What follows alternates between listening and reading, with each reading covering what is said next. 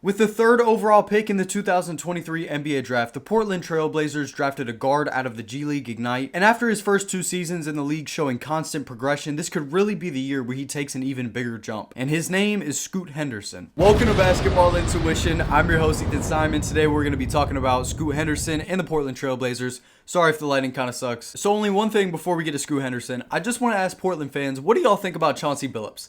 I go back and forth a little bit how I feel about him as a head coach. He seems like a really good player coach, but I wanted to ask the Trailblazers fans what y'all thought about Chauncey Billups. So please, let me know what you think about Chauncey in the comments. Okay, now over to Scoot Henderson. We're going to start with his build and his frame, then we're going to get to his playmaking and his pick and roll, and then we're going to branch off from there. Okay, so Scoot Henderson turned 21 years old earlier this year. He is around 6'2" or 6'3", but where his build really is crazy is he has a 6'9" wingspan. He is a great athlete with speed and strength. He's somewhere between like 205, 215 pounds. And apparently he has a 46-inch vertical. I don't know if that's true or not. I looked at NBA.com. I couldn't find his measurements anywhere, but everybody says he's got a 46-inch vertical, so we'll just rock with it. Scoot is a big competitor. He has a lot of energy. He's very focused and an engaged player, which I just love. Now to the pick and roll, the playmaking, and the dribble handoffs. I want to start by saying I thought the place where Scoot was the most effective whenever he was actually playing the point guard and not as an off guard. Just because you are listed as a point guard doesn't mean you're actually playing the point guard. Whenever you give Scoot the ball and you let him bring the ball up the court and you put him in a pick and roll style offense,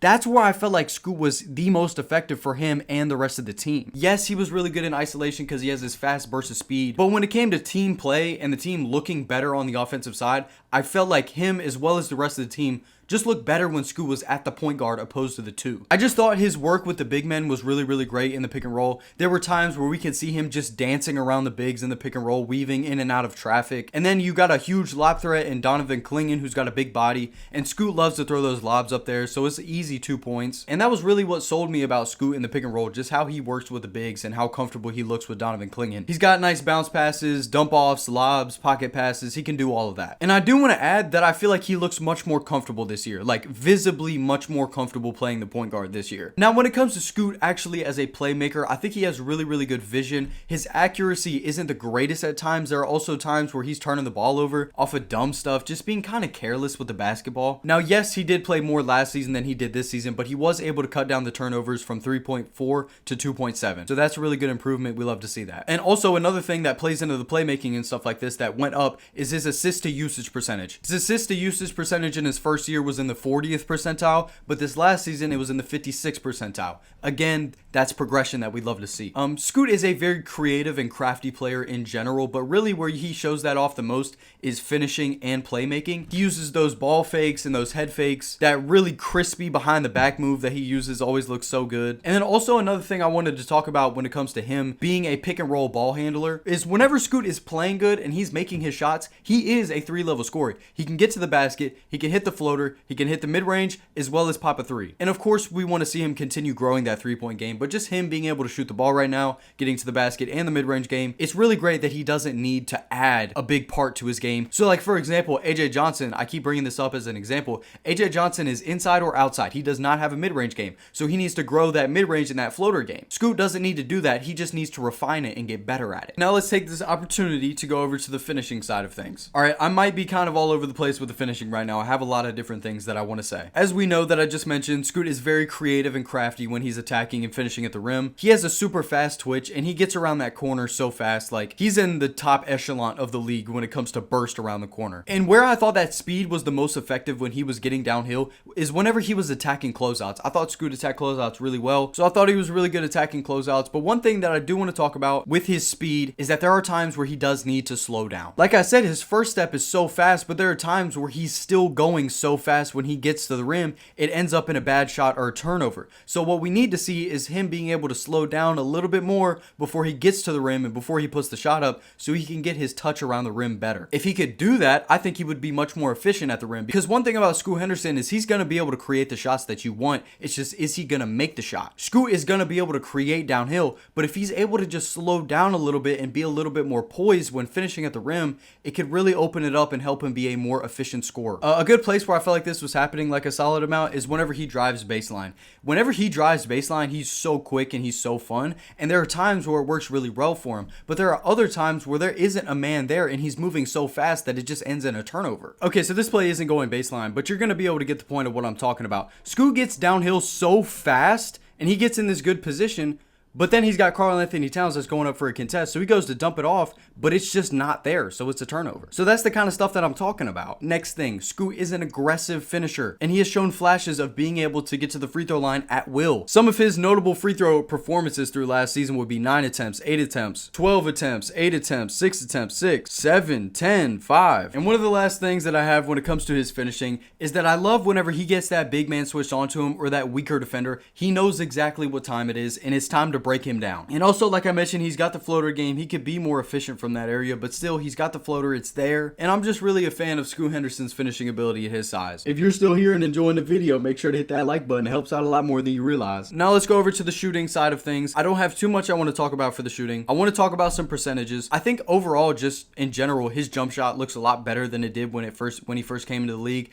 I don't know if that's just me thinking that or if it really is, but I just felt like he looks so much smoother. He's got a really nice and smooth catch and shoot motion that I like a lot. One trend about Scoot Henderson that we like a lot is that this sophomore year, he got much more efficient from every area. So his rookie year, he shot 32.5% on 4.3 three-point attempts. His sophomore year, he shot 35.4% on 4.5 attempts. His rookie year, he shot 30% on catch and shoot threes, but his sophomore year, he shot 36%. His rookie year on pull-up threes, he shot 33%, but his sophomore year, he shot 35%. That's progression that we love to see, and this could really be the next season where we see him take it up another level, taking the volume up, taking the efficiency up. A couple more things with three-point shooting is he shot 40% from the corners. He looked very confident from the corners, but he did shoot 35% above the break with a lot more attempts because he's an on-ball guard most of the time. He's going to be getting more shots above the break than he is the corners. And then also another place where we got to see the shot creation and the shooting ability together is that mid-range game. He shot 40% on pull-up middies. I like his pull-up midi game a lot. I wish he did it a little bit more. If we go look at his frequency, he shot 33% of his shots at the rim. He shot 27% of his shots at the mid-range, and he shot 40% of his shots from three. So it's a pretty nice balance that we got going on here that I like a lot. And a couple more things with the shooting, I just like how much more confident he looks on those pull-up threes this season. And overall, I feel like that's the biggest trend. He's more efficient and he's more confident. And also, this doesn't just play into shooting or finishing or anything like that,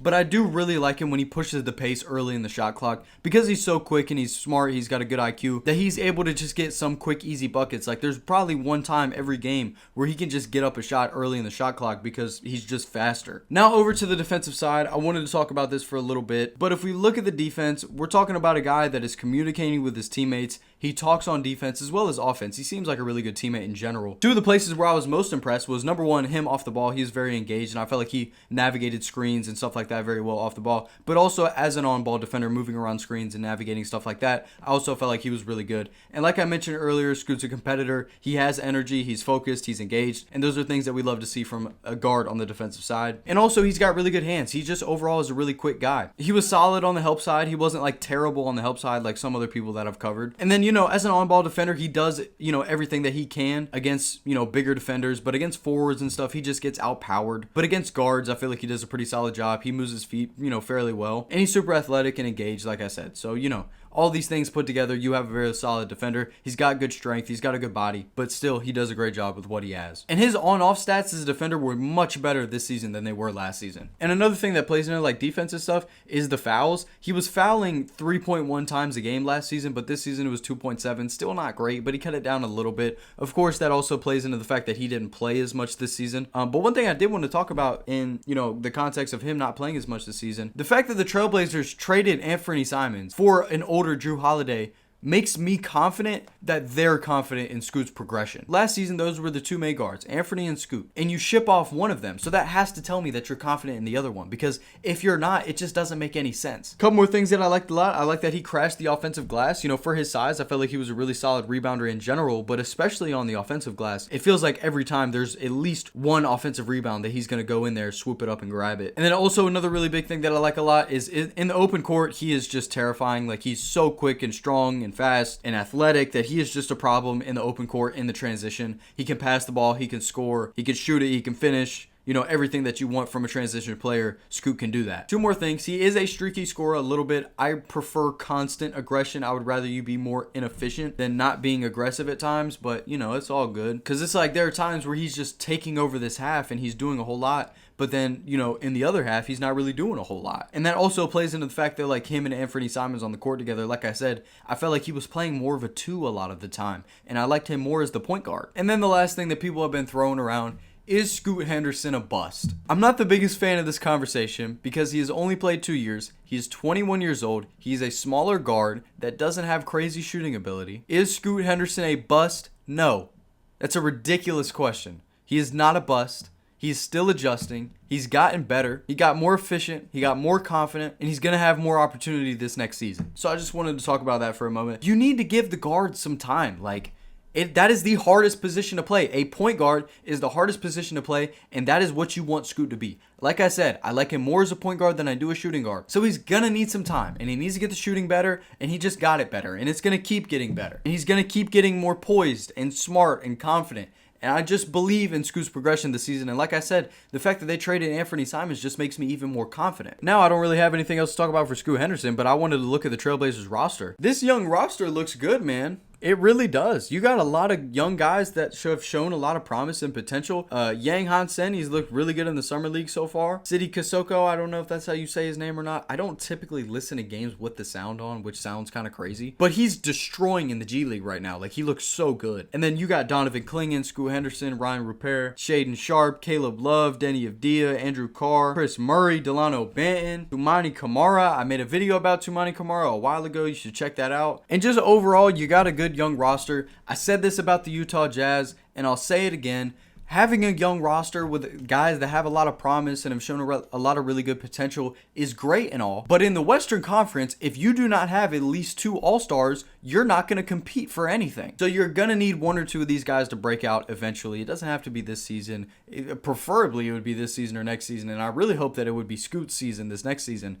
But just in general, you're going to need 2 guys to really break out and be all-star caliber players. And right now, they are not that. So we need to keep looking out and keep waiting for that to happen. And if 1 or 2 of those guys can really break out and show that they're, on this next tier, that they're not just a young promising player, that they are a real good NBA player that's here to stay for a long time, then you're going to be feeling a lot better about everything in general. Now, before we wrap this up, only one thing before I wrap it up. It's the comment of the day, the best segment of the day. It's my favorite segment of the day. Today's comment of the day is a very different comment of the day because usually I do something very kind or something, that's, someone showing some love or asking a good question or has a good idea for a video. But this one, I responded to the comment and YouTube deleted my comment. So I'm going to respond to it with my mouth. Brian here says this is surprisingly good, excellent content from someone who looks like they have never dribbled a basketball.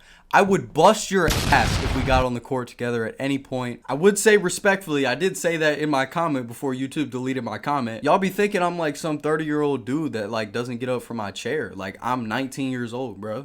So yeah, I'm gonna just wrap it up here. If you made it to the end of the video, I appreciate you very much. Go ahead and hit the like, the comment, the sub, the post notifications if that's what you want. If you don't want to, you don't have to, but I would appreciate it if you did it very much. If you have any video ideas, any videos you want to see me make, as always, just comment down below. It'll go into the notes and the considerations. I have a lot of things planned for post-Summer League as soon as Summer League is over. Boom, boom, boom, boom. I got like 5 great ideas I'm going to hit y'all with. 2 of which actually being Trailblazers videos. So if you're a Trailblazers fan, make sure to hit that sub button because I got some content for you in the next couple weeks. And again, thank you very much for staying to the end of the episode. I hope you're all doing well. I love each and every single one of you, and I'm going to see you on the next one, man. Peace out.